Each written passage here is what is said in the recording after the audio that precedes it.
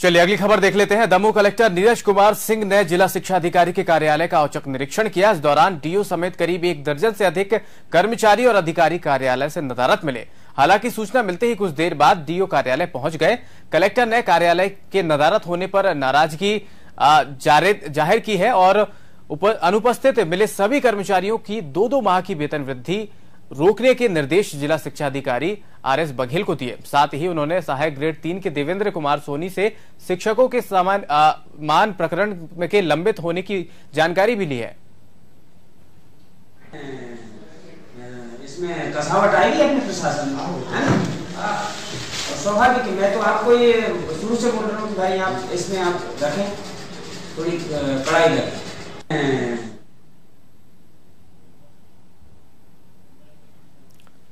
तो आपको बता रहे हैं कि किस तरीके से कलेक्टर साहब ने औचक निरीक्षण किया और लापरवाही पाई गई। तमाम जो कर्मचारी हैं वो नदारद मिले।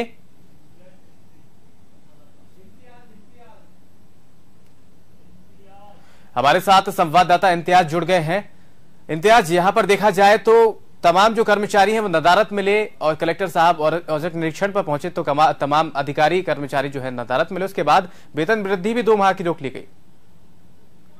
ये सब मैं बता दूं कि जिले के मुखिया कलेक्टर नीरज कुमार जी जब आकस्मिक निरीक्षण पर निकले तो अचानक पहुंच गए वो जिला शिक्षा अधिकारी कार्यालय। तो वहां पर लगभग 1 दर्जन से ज्यादा कर्मचारी नदारद रहे अपनी सीटों से। इस पर उन्होंने कलेक्टर ने वहां पर जो मौजूद कर्मचारी थे उनमें कुछ हड़कंप समझ गया उस वक्त। तो उन्होंने जब जानकारी मांगी तो कहा कि अभी आने वाले हैं कुछ लोग। तो 10:30 बजे के बाद तक ऑफिस में ये कर्मचारी नहीं पहुंचते और ये इनकी दिनचर्या है। ये ऐसा इन्होंने नहीं, इनके जिला शिक्षा अधिकारी जो हैं उन्होंने खुद बताया है इसके बारे में। जब कलेक्टर ने इनको आदेश दिया और जिला शिक्षा अधिकारी भी लेट आए, जब उनको बताया कि इनको नोटिस जारी करें और 2 वेतन रोकने की बात कही है कलेक्टर ने, तो जिला शिक्षा अधिकारी बाकायदा इनको नोटिस जारी कर रहे हैं। लेकिन अपने आप में बहुत बड़ी बात है कि जब जिले का मुखिया ही ऐसे कार्यालयों में आकर अगर अचानक आकर देखता है तो जाहिर सी बात है कि जिले के मुखिया की कार्य प्रणाली की तारीफ करनी होगी। तो और ऐसे में कर्मचारी भी वक्त पर आएंगे और एक उनमें एक दहशत कायम रहेगी कि वक्त पर कभी भी कलेक्टर साहब आ सकते हैं। जी, कब से चला आ रहा है इस तरीके का कार्य? कब से जो कर्मचारी हैं वो अपने समय से नहीं पहुंच रहे? मैं बता दें ये दमोह जिले में एक आम धारणा बन चुकी है शासकीय कर्मचारी और अधिकारियों में। अगर हम शिक्षा की बात करें तो स्कूलों में शिक्षक नदारद रहते हैं। अगर 11 बजे से स्कूल लगना है तो 12:30 बजे तक पहुंचते हैं।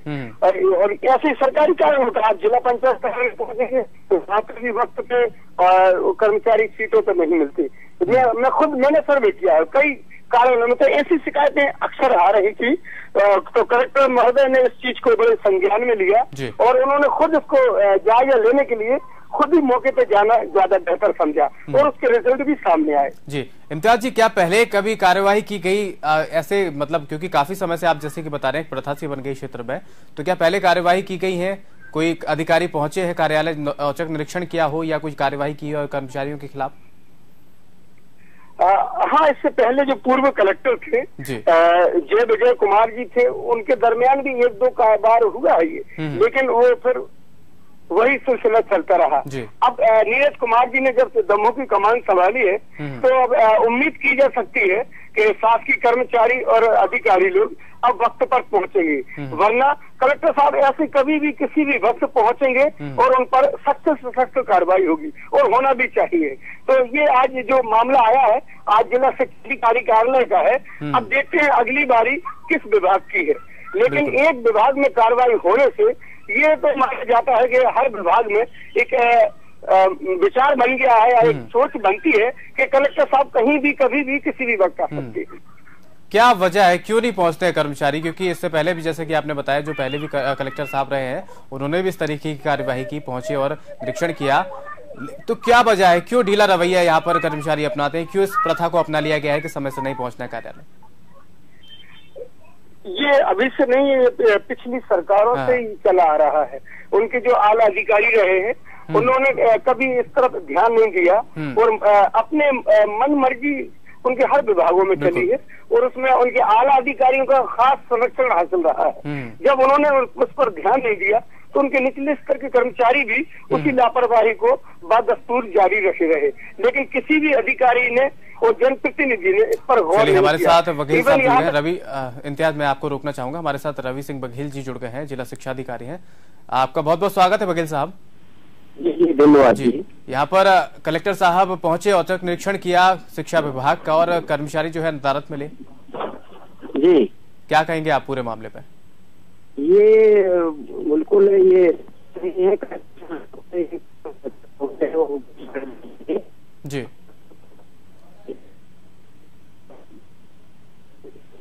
नहीं आए थे पूरी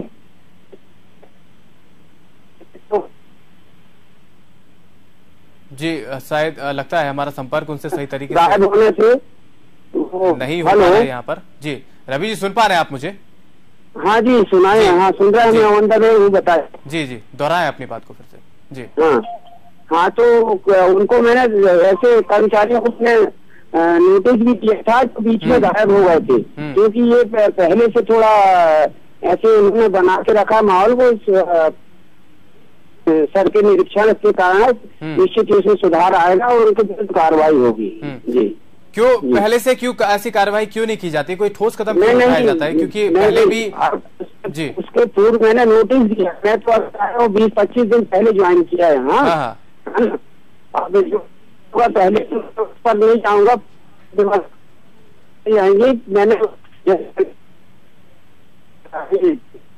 कल उसके पूर्व मैंने 2-4 दिन पहले मैंने उनको कुछ अपनी सीट से गायब थे इस कारण, है ना। चलिए, आप लगता है कि अब जो कलेक्टर साहब ने यहाँ पर आदेश दिए हैं तमाम, उसके बावजूद जो कदम उठाया है उसके बाद शिक्षा विभाग दुरुस्त नजर आएगा। बहुत बहुत धन्यवाद हमारे साथ जुड़ने के लिए, तमाम बातचीत करने के लिए। तो हमारे साथ जिला शिक्षा अधिकारी जो है रवि सिंह जी जुड़े हुए थे, हमारे साथ संवाददाता हमारे जुड़े हुए इम्तियाज लगातार। इम्तियाज, यहाँ पर रवि सिंह जी जो है उन्होंने बताया कि अभी कुछ ही समय उन्हें हुआ है ज्वाइन किए हुए, उन्होंने पहले भी नोटिस दिया हुआ है, कर्मचारियों को पहले भी नोटिस दे चुके हैं।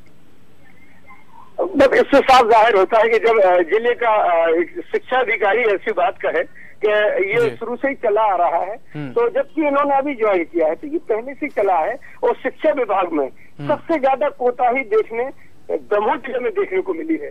यहाँ के शिक्षक हैं वो स्कूल जाते नहीं, और अगर स्कूल जाते भी हैं तो बस नाम मात्र के लिए। हाँ, कुछ लोग राजनीति से जुड़े हुए हैं, उनको राजनेताओं का संरक्षण हासिल है, तो उन पर कोई कार्रवाई होती नहीं है।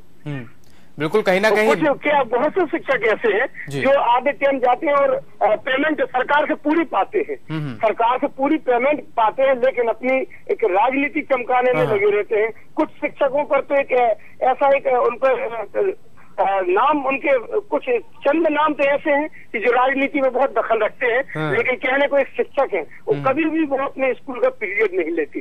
तो ऐसे शिक्षकों पर कार्रवाई होनी चाहिए। कलेक्टर साहब से एक उम्मीद की जा सकती है कि अब इस तरफ भी कदम बढ़ा है तो जाहिर सी बात है कि शिक्षा में सुधार होगा और जो शिक्षा का अधिकार है उन बच्चों को शिक्षा का हक भी मिलेगा। बिल्कुल, क्योंकि यहाँ पर देखा जाए साफ तौर पर कि अधिकारी जब समय से नहीं पहुंच रहे हैं तो काफी काम भी लंबित होता है। इसी वजह से शायद समय से बच्चों को शिक्षा भी नहीं मिल पाती और तमाम जो चीजें हैं वो भी नहीं मिल पाती। क्योंकि अगर देखा जाए तो स्कूलों की आप बात करें इस तरीके से पूरे क्षेत्र में तमाम शिक्षक नहीं पहुंच रहे हैं समय से।